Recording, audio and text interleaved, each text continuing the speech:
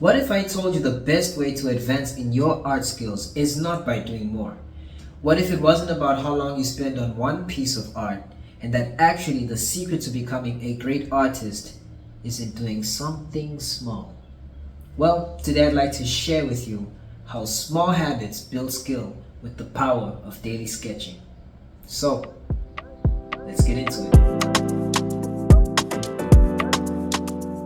So if you're a returning viewer, you already know how much I advocate for the use of a sketchbook. But if you're a new viewer, then get ready to hear that often. And it's not saying it and repeating it just for the sake of it. There's so much I've learned in sketching daily that has made me better than I was 9 months ago. Like just 9 months. But it wasn't only in the activity of my sketching, but in the awareness of my habits. I am currently reading a book by James Clear called Atomic Habits. And before reading it, it was a book I heard Before reading it, it was a book that I had heard from by Sardher. Hope I'm not butchering your name. He's a really talented animator, by the way. And it was a video based on his journey to coming back into his passion project.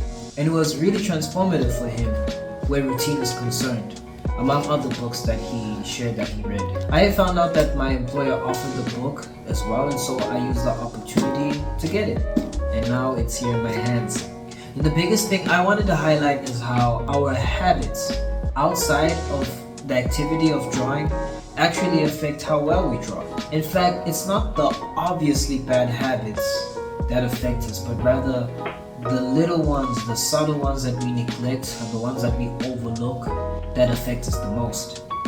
That's why the book is called Atomic Habits, because atoms are small.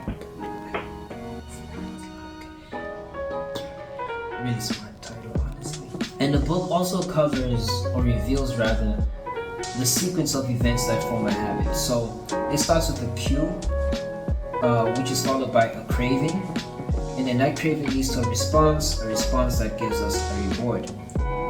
Now, most of the times, me or you, or me and you, tend to look at the bad habit from the place of response or action.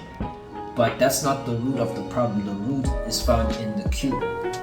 And to give an example, let's say I enter a dark room. That's a cue that gives me a craving. And what's the craving? The craving is I desire to see my environment. And the desire to see my environment leads to the response being turning on the lights. And my reward, well, I can see. And so you can literally use that as a template in any of the habits that you practice and identify the cues and see how it all leads into you continuing that habit. And you might be asking yourself right now what all of this has to do with daily sketching and drawing. Well, I'm about to share that with you. Hey, before we continue the video, I'd like to ask a question. Are you an artist struggling to see improvement in your drawings? Or maybe you would like to draw, but you feel afraid because you don't feel talented enough. Or you used to draw in the past, but are struggling to get back into it? Well, I'd like to invite you to the Artwork Activation Challenge. It is a 3-day event where we go over the reasons most aspiring artists quit and how you can avoid those traps. By the end of the challenge, you'll be left with frameworks that change the way you see drawings to see them the way the masters do, and ultimately change the way you draw for the rest of your art journey. There are a few seats available, or rather a limited number of seats. So if you know that you're tired of being where you are and would like to see the next level of yourself as an artist, then join the waiting list. The link is in the description, and I look forward to seeing you there. Okay, let's get back to the video. You see, sketching is the process of creating unfinished drawings or paintings with the purpose and intent of creating a finished piece in the end. I like to call it the training ground, whereby it's the moment that you are practicing your skills and learning from your mistakes and making them freely without any pressure or any expectations to impress anyone. It's just your time to train. And the power of doing that on a daily basis is a game changer. I'll use an example from the Atomic Habits book of two groups of students that the lecturer had assigned to basically take pictures, and that by the end of the semester, or rather by the deadline, they would have to submit those pictures, and they would have to have reached a level of quality that was expected by the lecturer. Group 1 was given the permission to take as many pictures as they desired, and they didn't have to be anything important. They could be anything, anyhow, any shape or form, all the way up until the deadline. Group number 2 was given the permission to wait to take the 7, I believe, or whatever number of pictures that they had to submit, and in the time between now and the deadline, use all that time to think and process and discuss and research before actually taking the only pictures that they needed to submit for the deadline. Now, guess which group performed a lot better than the other in the end? Group number 1, to the surprise of the lecturer, mind you. You see, group 1 appeared to just be taking random photos, but then when showtime came, they actually performed really well. Whereas group number 2 was spending all the time thinking and contemplating and not having much to show for it in the end. You see, group 1 appeared to be taking random, unimportant, unfocused photos, and yet in all that time, they were gaining a skill different to group number 2, which was thinking and spending all the time contemplating and researching instead of putting some work in. And the reason why I'm bringing up this example, what I want you to take away from this is the fact that it might seem unimportant that you spend as little as 10 minutes sketching a circle, right? Like, even if it's just 10 minutes, but do you know how much 10 minutes compounds to over 365 days? That's 3,650 minutes, which, by the way, is 60 hours spent drawing. It's like if you went 2.5 days drawing full time, no sleep, no nap, no breaks, just going all in.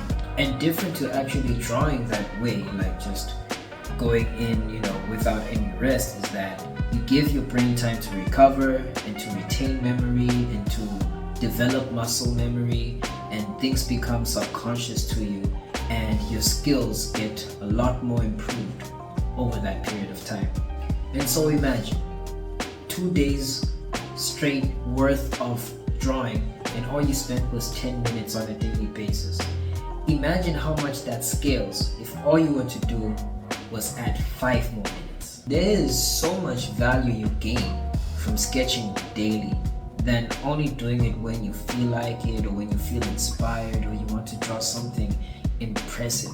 Don't be deceived by the appearance of how long you take thinking about what you're gonna draw than actually just putting something on a page.